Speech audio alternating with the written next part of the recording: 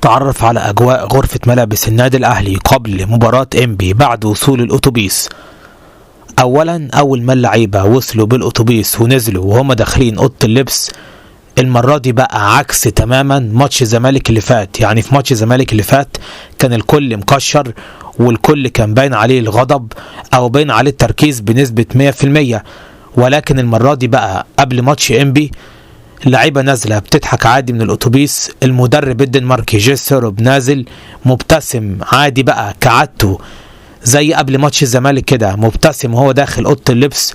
في أوضة اللبس الأجواء هادية نوعا ما، فربنا يستر بقى. ما هو ده حاجة من الاتنين، يا إما رجعنا تاني للأجواء اللي قبل ماتشات الزمالك، اللي قبل ماتش الزمالك يعني، والماتشات اللي كان دمنا فيها بيتحرق وكان فيه بقى دلع وكده، او يكون ده خلاص اللعيبه فكه مثلا، الضغط اللي عليها اتشال بعد الفوز على الزمالك.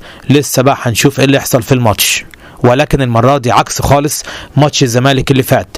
المره دي في ناس بتضحك وناس بتهزر وعادي جدا.